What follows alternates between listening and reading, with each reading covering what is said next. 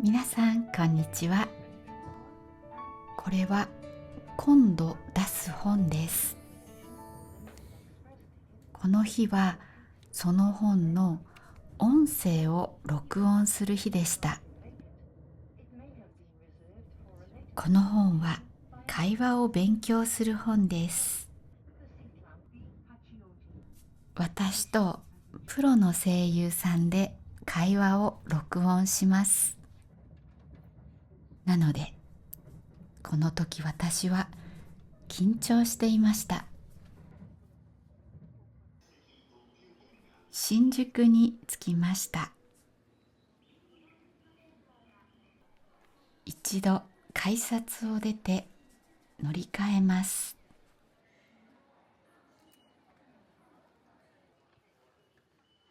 都営新宿線で神保町に行きます。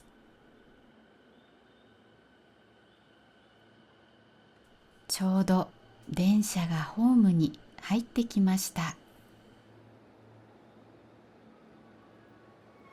神保町、都営三田線、半蔵門線はお乗り換えです。神保町は本の町と言われています。なので駅の壁のデザインが本棚です。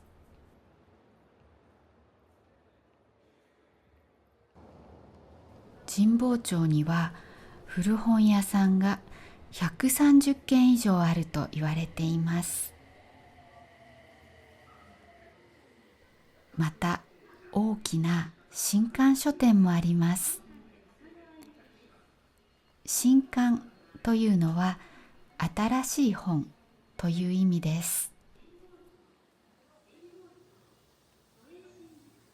私は今 A8 の出口に向かっています。A8 の出口は遠くて、別の地下鉄のホームのさらに先にあります。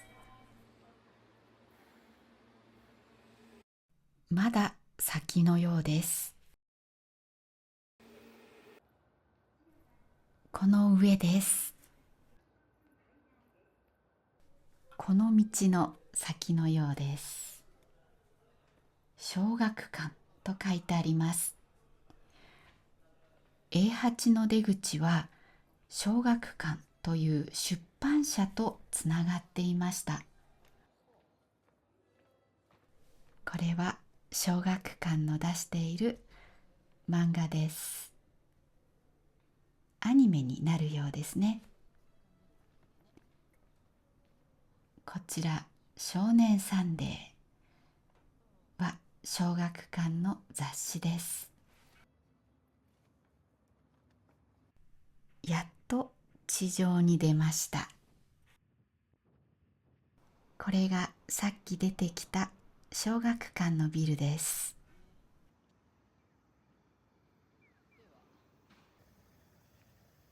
道の向こうに素敵な建物があります。歴史を感じさせる建物です。この建物は1928年に旧帝大の卒業生の交流の場として建てられました。旧帝大というのは日本が大日本帝国だった頃に建てられた7つの大学のことです。北から北海道大学、東北大学、東京大学、名古屋大学、京都大学、大阪大学、九州大学です。旧帝大は今でも入るのが難しい大学です。その中でも特に東京大学と京都大学はなかなか入れない大学です。道の向こう側には神田税務署があります。税務署というのは税金に関係する仕事をしている役所です。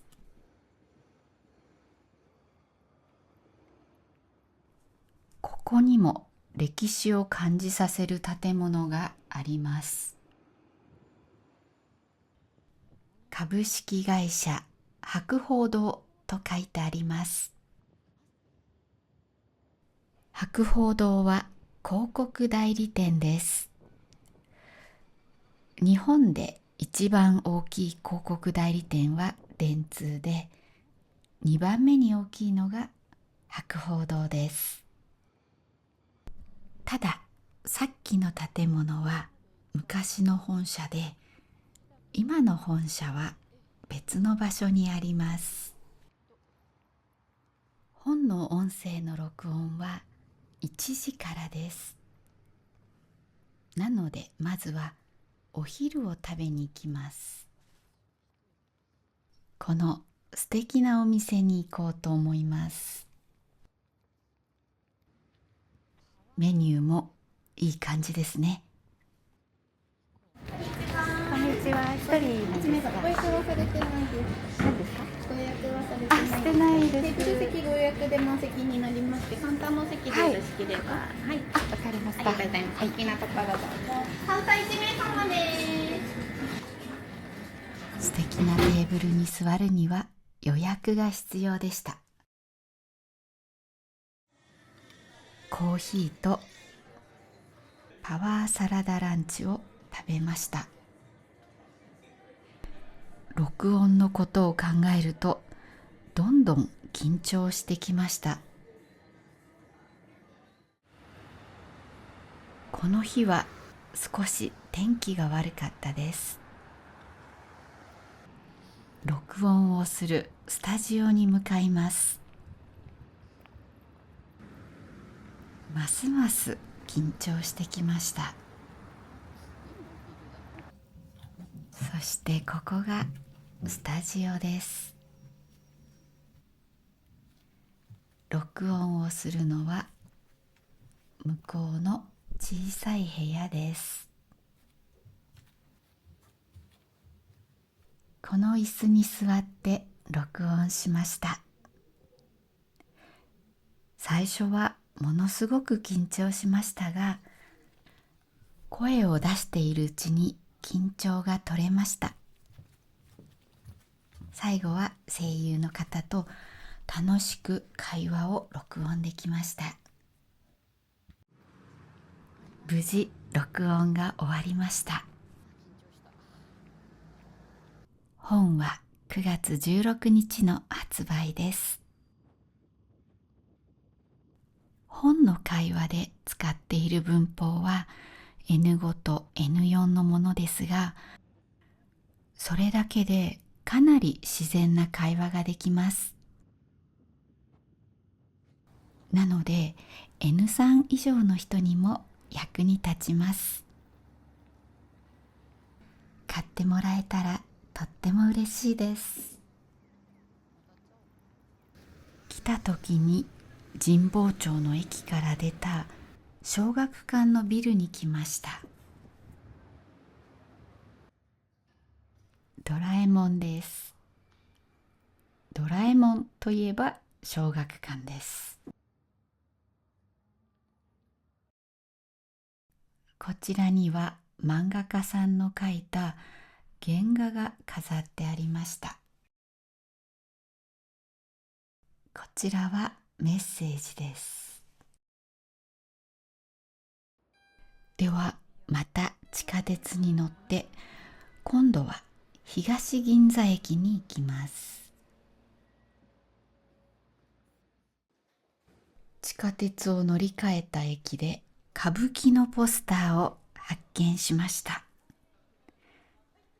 今からこれを見に行きます。歌舞伎は400年の歴史を持つ日本の伝統芸能です。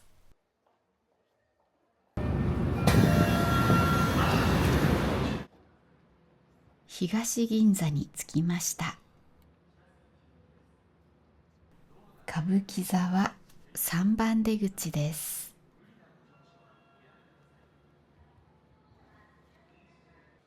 3番出口の先は歌舞伎座の地下2階でした。歌舞伎座で食べれるお弁当やお土産などが売っている場所です。この歌舞伎のお化粧を隈取りと言います。この隈取りを見ると歌舞伎ということがわかります。ここは歌舞伎座の5階です。5階には屋上庭園があるそうなので行ってみましょう。庭園の手前に屋根と階段があります。屋上庭園から行けそうですね。まずは外に出ます。緑は気持ちがいいですね。この石の灯籠は川竹黙阿弥という歌舞伎作者の家にあったものだそうです。歌舞伎のお話をたくさん書いた人です。この下にある傷は1923年の大きな地震の時倒れてできた傷だそうです。ではさっき見た階段の方に行ってみましょう。どこに行くかわからない階段だったのでワクワクしました。着いたのは同じビルの4階でした。歌舞伎役者たちの写真が飾ってあります。これは一番最初の歌舞伎座の模型です。こちらが2番目の歌舞伎座です。最初の歌舞伎座が古くなり建て替えたんだそうです。こちらが3番目の歌舞伎座です。2番目の歌舞伎座は燃えてしまったんだそうです。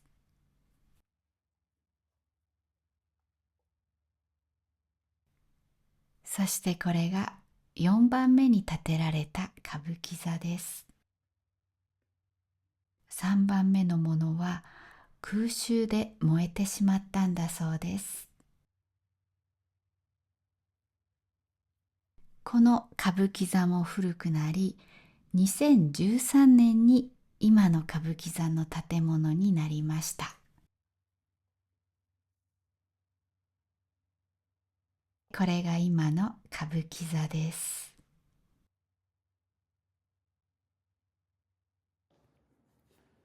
さて、ビルの1階に来ました。開演まで時間があるので、どこかでお茶をしようと思います。これがこの日私が見る予定だったものです。ぐるっと回って歌舞伎座の正面に来ました。立派ですね。歌舞伎座の横に文明堂のカフェがありました。文明堂はカステラで有名な昔からのお菓子屋さんです。ちょっとこの時の私には甘すぎる気がしました。歌舞伎座の方を見たら1階にカフェがあることに気がつきました。そこに行ってみます。風鈴が鳴っています。風鈴は風が吹くと鳴ります。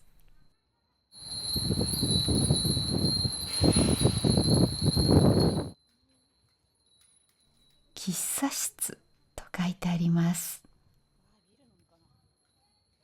喫茶室というと喫茶店よりもずっと古い感じがします。入ってみましょう。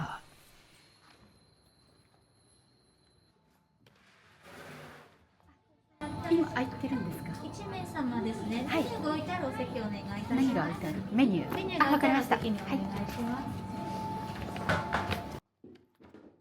ここがメニューが置いてある席です。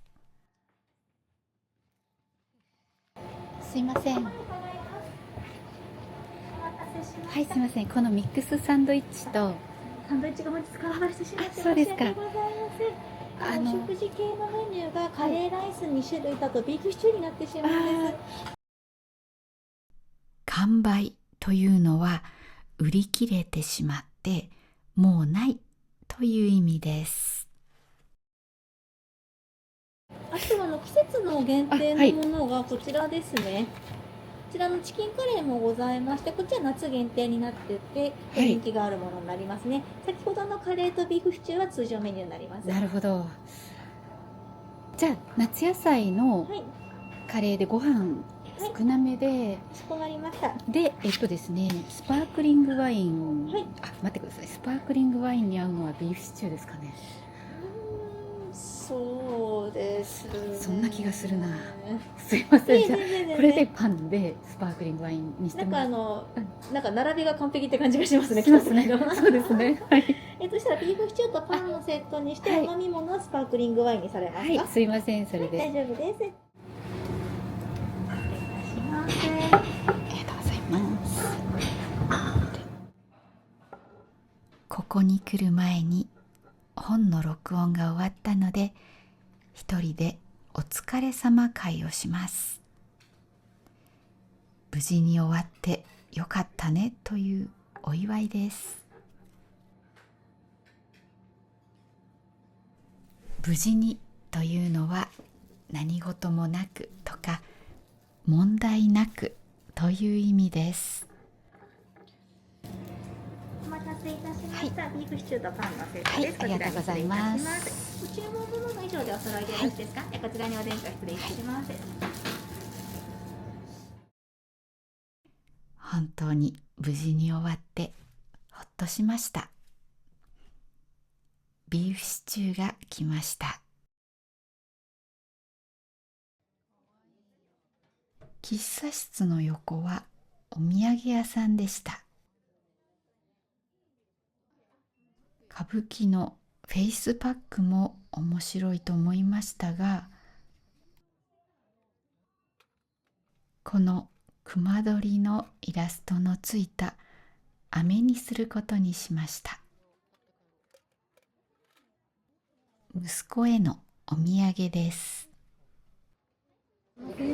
すいません、お願いします。はい、じゃあこちら600円でございます。カードでいいですか？はい、かまります。では準備いたします。はい、じゃあお願いします。ありがとうございます。クレジットのすいません。はいとレシートのありがとうございます。では歌舞伎座の中に入ります。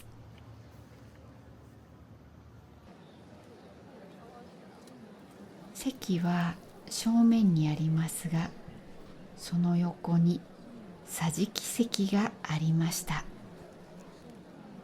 桟敷席はテーブルがあるので、幕間にお弁当を食べたりすることもできます。幕間というのは休憩時間のことです。イヤホンガイドを借りました。イヤホンガイドは説明をしてくれます。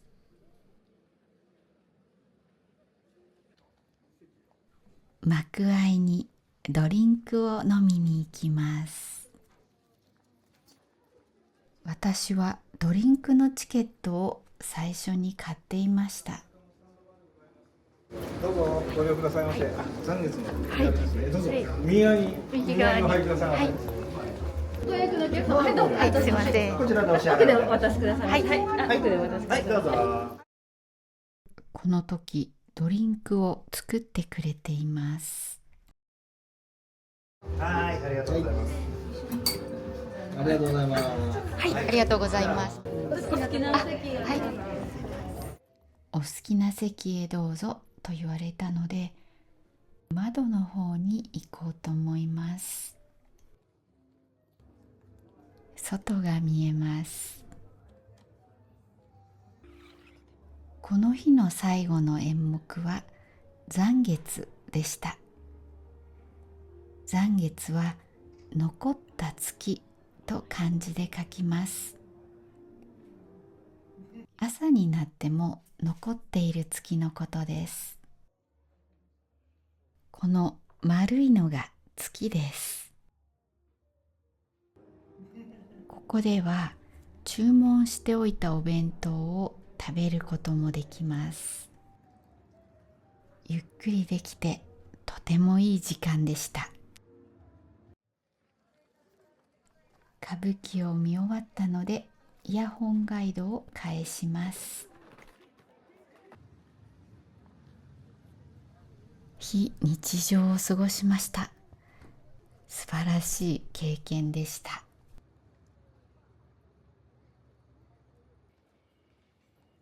地下鉄に乗ってまた日常に戻ってきました。